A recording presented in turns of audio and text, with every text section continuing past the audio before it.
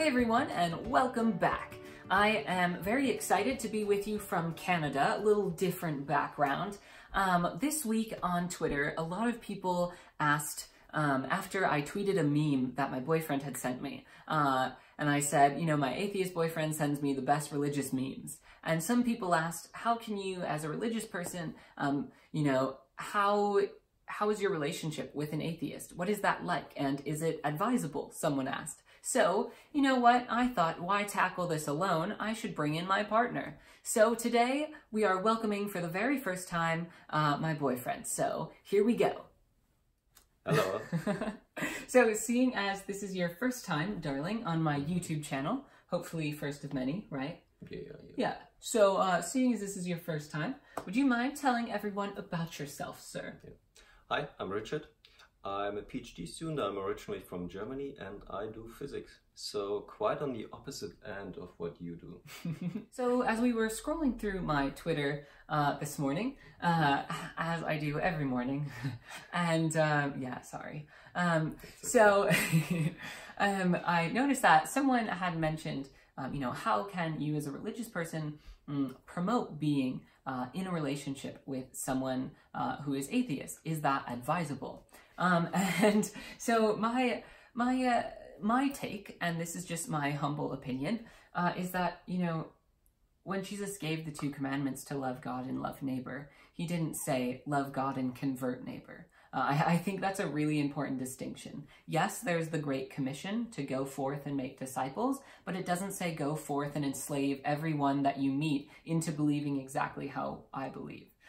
So I think that's a really important difference, that, you know, if we can say namaste, if we can see the love, if we can see the God inside each other, then I think that's the most beautiful thing about faith, that faith can offer to religious and non-religious couples, that you're looking for the aspects of God or the aspects of, you know, universal beauty in each other, which I think he has quite a bit of, but I'm biased. So one of the questions that we asked ourselves after, you know, listening to social media and all of your questions was, what is the most important part of our relationship together? As an atheist scientist and as a religious person, what is the most important part of our relationship and in how we communicate with each other?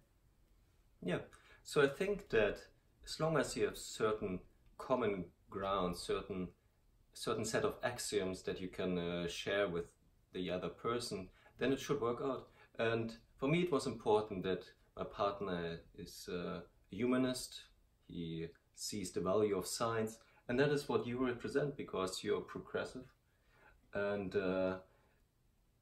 you're not backwards minded. So I think it's working out, yeah. Yeah, oh, you think so? That's good to know. Yeah, and you know, one of the ways that we're able to engage with each other in dialogue is because, you know, as a Christian, I don't just say that, oh, evolution can't exist and the Big Bang didn't happen. You know, it's important to engage our faith, the timeless principles of it, with the evolution of our minds and human society. And so it's really important to engage in these conversations as people of faith, because our world is ever evolving. And, you know, as people of faith, we need to be ever evolving with it and bringing those beautiful qualities that I see in faith into these dialogues, which I think we do quite well.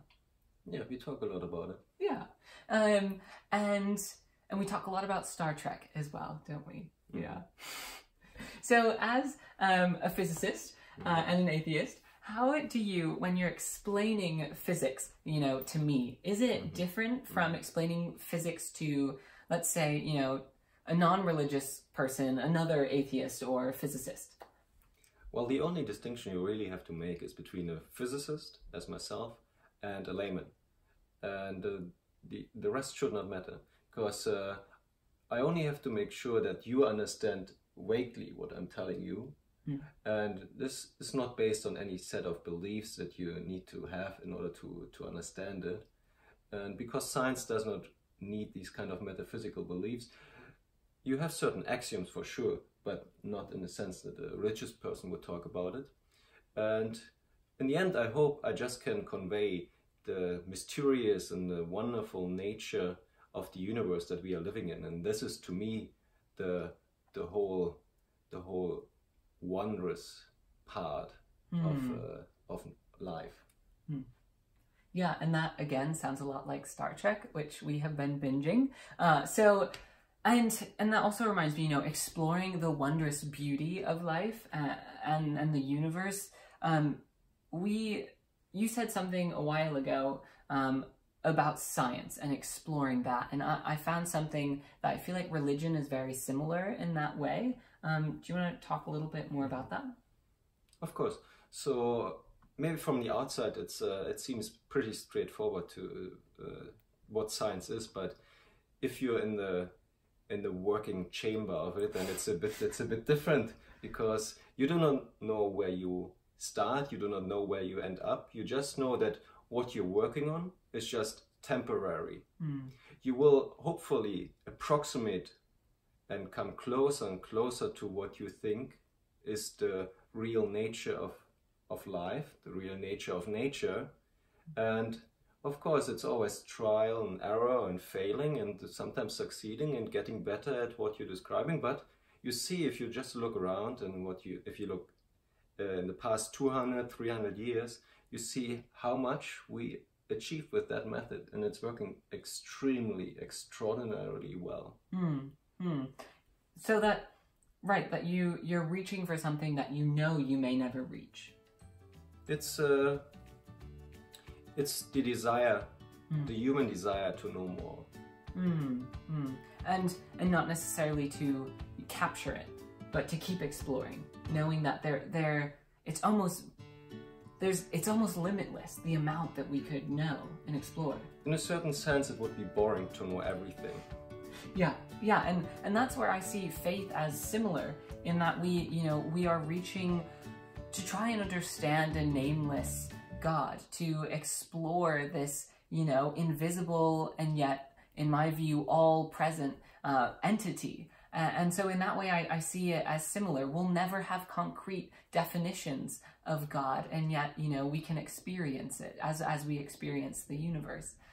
So yeah, reaching for that unknown beauty. So seeing as this is Richard's first time on my YouTube channel, hopefully first of many, if I can coerce you into doing this, is there anything that you want to tell people, Richard? I think just the main ingredient that we need for understanding each other is education. Definitely.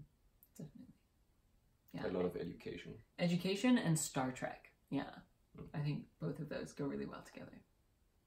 By that you mean a positive utopia. Yes, yes. So education, you heard it here first. Education, Star Trek, aka positive utopia. So yeah, here we are, physicists, atheists, religious people, changing the world one video at a time. All right. Thanks everybody. Thanks for watching. Bye. Bye.